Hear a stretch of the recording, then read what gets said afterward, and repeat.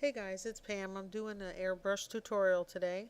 I'm using the Temptu Pro makeup line. This is the AirPod system. I use a little Iwata air compressor. And I use the AirPods for 99.7% of my airbrush application. The AirPods are easy because the makeup's encapsulated in a pod. I pop it on, pop it off with no cleanup. The closer you get to someone's face, the lower your PSI should be, but also the closer you get, the more pinpoint the makeup. So going closer is good for concealing, or if you want to get real close and just pull back on the gun lightly, less makeup comes out. So for a foundation, you can be further away about 6 to 8 inches and pull on the gun halfway. There's a little trigger on the gun. To go a little closer, you should lower your PSI a bit. And this is for doing a little concealing work or getting in tighter detail.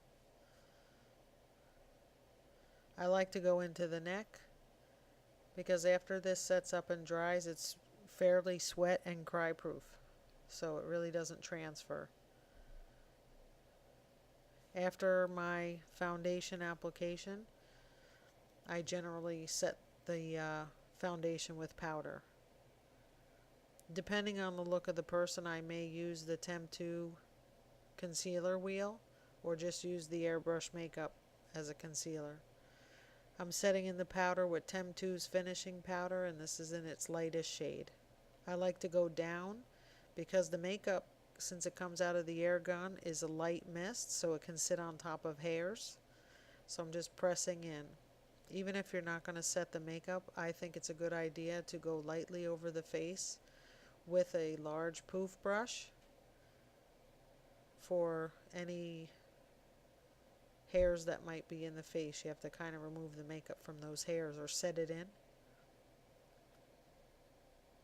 After I set in the makeup, I do a blush, and in this case I'm not doing any contouring. I'm just doing a light application, and you can see how quickly it goes on. Because her skin itself is showing a little red, I'm going to go into the neck a little bit and just give a light mist. Try to give a little bit of a better blend. But I love to spray the foundation onto the neck, behind the ears, and into the chest if it's need be, if it's a strapless dress. Here's a little bit of highlighter in champagne. And right onto the lips. If you lower your PSI and go close, you can very nicely do the lips. You don't want to be too far back or it'll spray. And if you have a particular color you'd like to line the lips, you just have to go real close. Pull back the trigger lightly and go around the edges. Here's my basic MAC palette. I made it myself.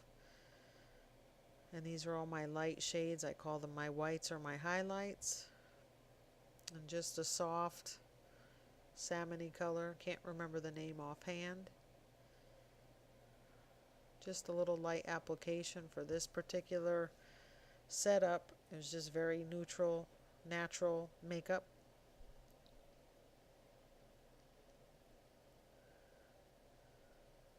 I don't always put any type of highlighter under that brow bone. It just depends on if I feel it needs to accentuate the eyebrow arch itself or the look that we're going for.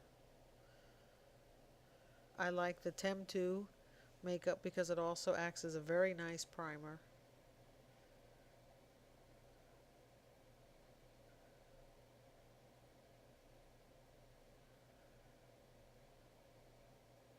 The reason why my hands are on her is, you see, I can lift up the eye and get into the recesses a little bit easier. Since the makeup was set, it tends to not come off onto my thumb. Little sparkle, little frosty light pink onto the lids.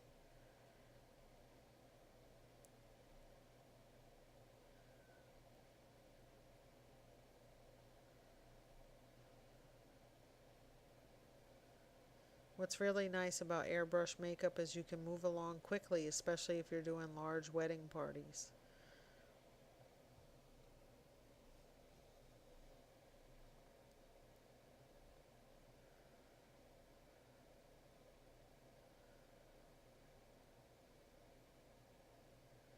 The eyeliner that I like to use, the eyebrow powder that I like to use in this shade is by Anastasia. And I'll mix the colors depending on where I'm at. And the eyebrow that's closest to the nose, I may use the darker color. It just depends to keep it more natural looking. I try to mix. I'm not an eyebrow pencil gal. I think they work lovely. I just can't seem to get them to look the way I'd like to. Or maybe after all this time I'm just used to the powder.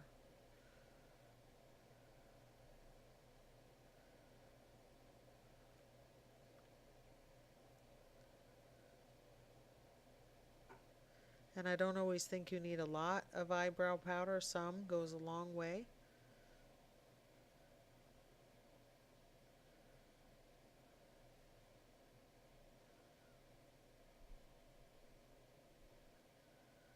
And the eyeliner here is by Smashbox. And I like to put it on the back of my hand to use it as a palette.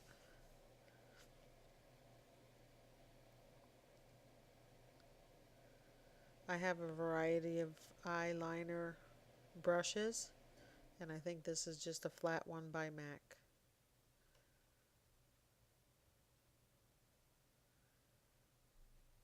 I lined the top of the eye in the video, and when I looked back I decided to put some underneath. I like using eyeliner pencils, but honestly I reach for this one a lot.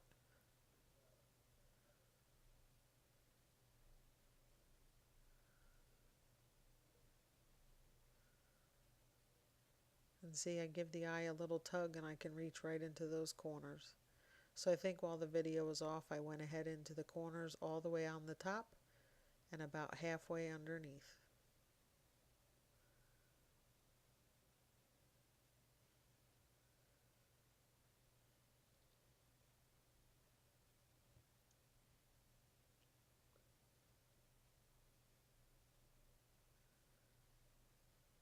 Here's most women's favorite part, the eyelashes, or eyelashers as we call them.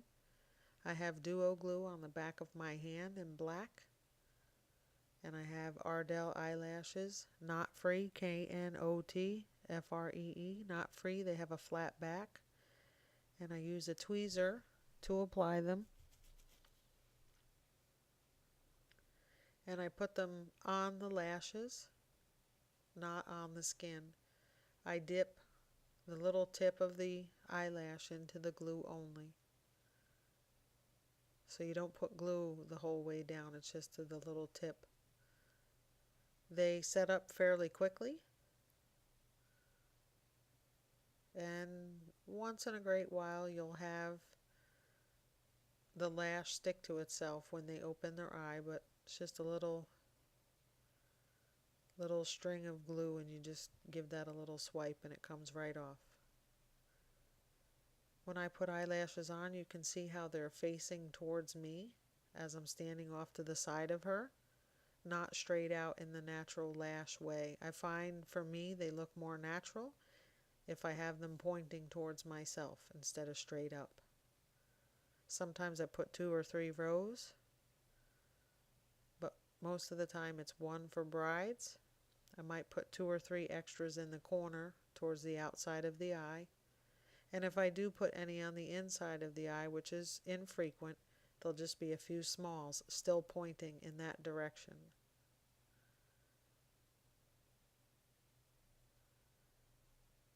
With care, you can take your eye makeup off and keep the lashes on for at least a week.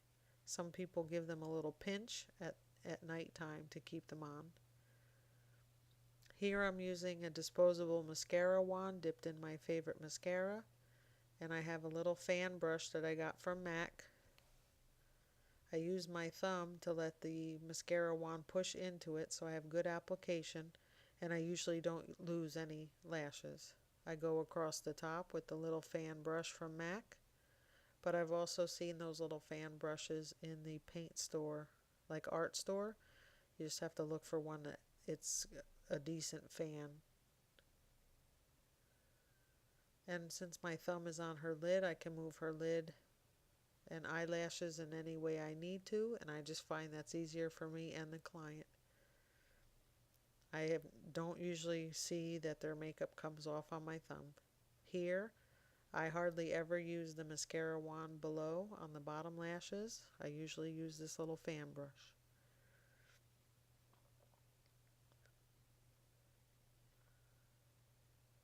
And you can see the difference between the two.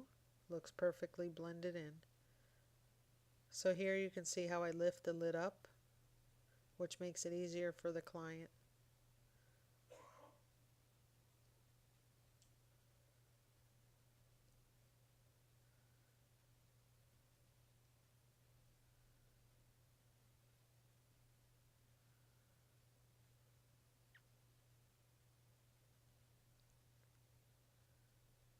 See, just filling in those top lashes.